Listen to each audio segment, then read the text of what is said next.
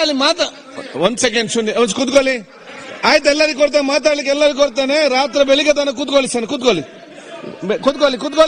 ಇವತ್ತು ನಾಳೆ ಬೆಳಿಗ್ಗೆ ತನಕ ನಿಮ್ಗೆಲ್ಲರಿಗೂ ಮಾತಾಡ್ಲಿಕ್ಕೆ ಅವಕಾಶ ಕೊಡ್ತೇನೆ. ನಾಳೆ ಬೆಳಿಗ್ಗೆ ಆದ್ರೆ ನಿಮ್ಮನ್ನು ಬಿಡುದಿಲ್ಲ, ಇವತ್ತು ಇಡೀ ರಾತ್ರಿ ಬಿಡುದಿಲ್ಲ. ಕೂತ್ಕೊಳ್ಳಿ, ಎಲ್ಲರಿಗೂ ಕೊಡ್ತೇನೆ. ಯಾರಿಗೆಲ್ಲ ಮಾತಾಡಬೇಕು ಎಷ್ಟು ಬೇಕು ನಾನೀಗ. ಸುನಿಲ್ ಅವರೇ, ಈ ಒಂದು ಗಂಭೀರ ವಿಚಾರ ನಾವೆಲ್ಲ ಒಗ್ಗಟ್ಟಿನಿಂದ ಚರ್ಚೆ ಆಗಬೇಕು, ಸತ್ಯಾಂಶ ತಿಳಿಬೇಕಂತ ಎಲ್ಲರಿಗೂ ಕೂಡ ಒಂದು ದೊಡ್ಡ ಆಯ್ತು. ಒಂದು ನಿಮಿಷ ನಿಮ್ಗೆ ಏನ್ ಬೇಕಾದ್ರೆ ಬಳಸಬಹುದಾ? ಅವ್ರಿಗೇನು ಅದು ಏನು ನಾನು ಅದು ನೋಡ್ತೇನೆ. ಇಲ್ಲಿ ವಿಚಾರ ಏನಿದೆ ಅಂತ ಹೇಳಿದ್ರೆ, ನಿಮ್ಗೆ ಯಾರಿಗೆಲ್ಲ ಮಾತಾಡ್ಲಿಕ್ಕೆ ಬೇಕು ದಯವಿಟ್ಟು ಪಟ್ಟಿ ಕೊಡಿ. ನಾಳೆ ಬೆಳಿಗ್ಗೆ ತನಕ ನಿಮ್ಮನ್ನು ಮಾತಾಡಿಸಿ ನಾನು ಕಳಿಸುವುದಿಲ್ಲ, ಊರಿಗೆ ಕಳಿಸುವುದಿಲ್ಲ.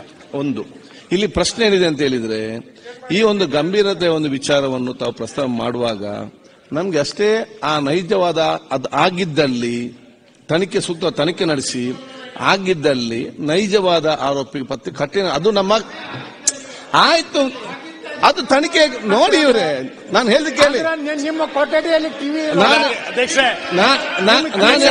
ಒಂದು ನಿಮಿಷ ಅಲ್ಲ, ಯಾರ್ಯಾದ್ರು ನೋಡಿ ಅದನ್ನು ಪತ್ತೆ ಹಚ್ಚಿ. ಒಂದ್ ಸೆಕೆಂಡ್ ಸುನೀಲ್, ಅದಕ್ಕೆ ಕಠಿಣವಾದ ಕ್ರಮ ತೆಗೊಳ್ಬೇಕಂತ ಹೇಳಿ ಇಲ್ಲಿ ಚರ್ಚೆ ಆಗುವಂತದ್ದು. ತಾವು ಪದೇ ಪದೇ ನಮ್ಗೆ ಅಡ್ವೈಸ್ ಮಾಡ್ತಾ ಇದ್ದೀರಾ, ನಮ್ದೇನು ಇಲ್ಲ. ತಾವು ಆ ಸ್ಥಾನದಲ್ಲಿ ಕೂತ್ಕೊಂಡು ಆಗಿದ್ದಾರೆ ಅನ್ನೋ ಪ್ರಶ್ನೆ ಬರಬಾರ್ದು. ಚರ್ಚೆ ಆಗ್ತಾ ಇರೋದು ಅದ್ರ ಬಗ್ಗೆನೇ ಚರ್ಚೆ ಆಗ್ತಾ ಇರೋದು. ಹೌದಪ್ಪ, ಚರ್ಚೆ ಆಗ್ತಾ ಇರೋದು. ಒಂದು ನಿಮಿಷ ನಾನು ಹೇಳಿದೆ, ಒಂದೇ ನಿಮಿಷ. ಈ ಘಟನೆ ನಡೆದಾಗ ಒಳ್ಳೆಯವರು ಇದ್ರು, ಅಲ್ಲಿ ಕೆಟ್ಟವರು ಈ ದೇಶದ ಕೆಟ್ಟವರೆಲ್ಲಿದ್ರು ಅಲ್ಲಿ ಒಳ್ಳೆಯವರು ಇರ್ತಾರೆ.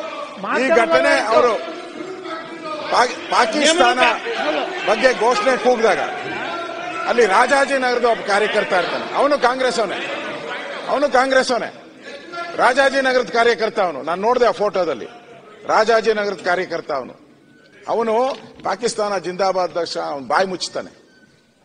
ತಾವು ಈಗ ಇಷ್ಟೆಲ್ಲ ಆದ್ಮೇಲೆ ಅವನು ಯಾಕೆ ಮುಚ್ತಾನೆ? ಅವರು ಯಾರೋ ಅವನ ಹೆಸರು ನಾಸೀರ್ ಹುಸೇನ್ ಆದ್ರೆ ಅವ್ರು ಯಾಕೆ ಮುಚ್ತಾರೆ ಬಾಯಿ? ಅವ್ರು ಪಾಕಿಸ್ತಾನ ಅಂದಿದ್ಕೆ ಬಾಯಿ ಮುಚ್ಚಿದ್ದವರು.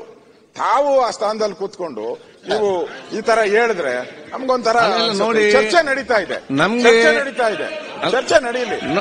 ನಮ್ಗೆ ಎಲ್ಲಾ ಮಾಧ್ಯಮದಲ್ಲೂ ಬಂದಿದೆ,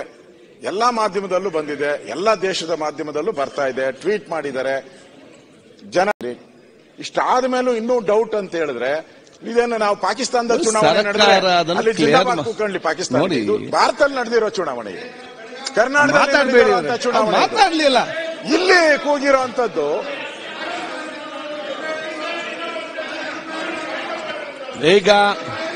ಈಗ ಕೂತ್ಕೊಳ್ಳಿ. ಈಗ ನಾನು ಹೇಳ್ದಿಷ್ಟೇ ಸುನೀಲ್ ಅವರೇ, ನಾನು ಇಷ್ಟ ಹೇಳ್ತಿದ್ದೇನೆ.